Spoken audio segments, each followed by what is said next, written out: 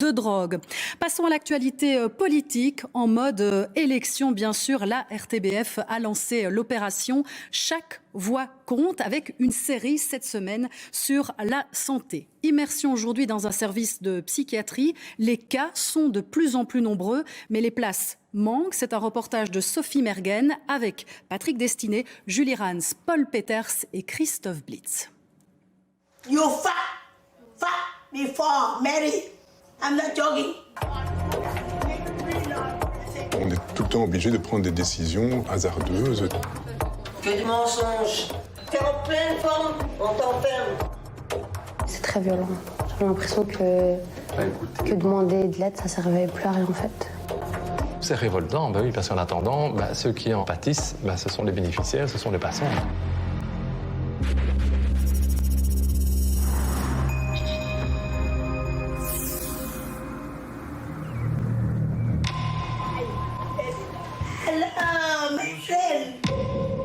C'est une aile isolée, à part.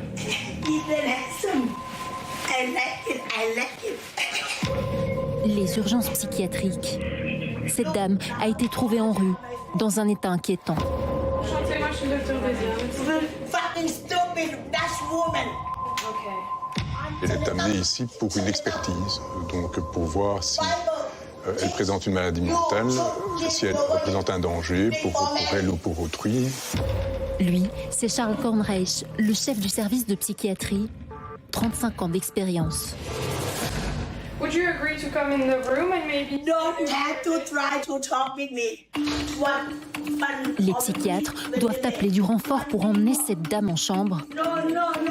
Une patiente de plus qu'il faudra sans doute hospitaliser de force. Le problème, c'est que dans ces unités fermées, tous les lits sont déjà occupés. Ces hospitalisations sous contrainte, elles ont augmenté à Bruxelles d'à peu près 50% en 10 ans. Mais le nombre de lits, lui, est resté pareil. Et donc c'est à nous de nous débrouiller pour faire de la place, c'est-à-dire de lâcher trop rapidement des patients non stabilisés, avec un risque pour la société s'ils sont agressifs ou violents.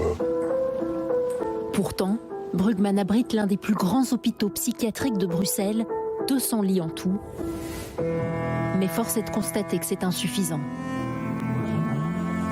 Mais voilà, on est obligé de dire chaque fois aux patients en préadmission qu'on les met sur la liste d'attente, mais que malheureusement, il faut tenir le coup. Même dans cette nouvelle unité spécialement dédiée aux jeunes, la liste d'attente est longue. Regarde si ça t'inspire.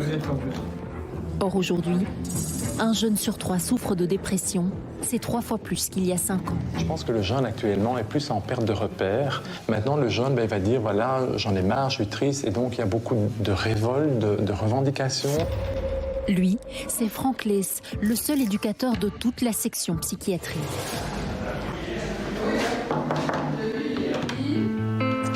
Salut Rose, ça va? Ça fait longtemps. Oui, alors comment ça se passe? Cette jeune est ici depuis 3 semaines. Et avant ça, ça a été un parcours du combattant. J'étais vraiment dans un état de crise où je pensais vraiment à passer à l'acte. Mais aux urgences psychiatriques... C'est un médecin, un psychiatre? Oui, je l'ai dit. Et qu'est-ce qu'il te disait? Il m'a un peu remballé, il m'a dit qu'il était seul, qu'il n'avait pas le temps de gérer toutes les crises en fait. Et malheureusement, j'ai dû rentrer à la maison et gérer ma crise toute seule. Gérer cette envie de mettre fin à ma vie en fait. C'est révoltant, qui se retrouvent seuls à être confrontés à eux-mêmes et qui, pour certains, malheureusement, ce sont des fins fatales.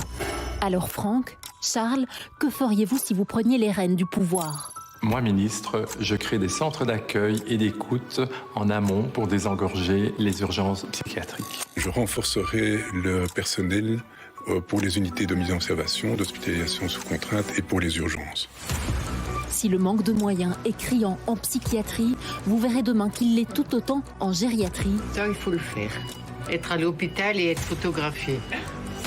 Avec le vieillissement de la population, c'est pourtant un enjeu majeur. À ma chambre, pas RTBF, pas RTL, pas la typique, rien.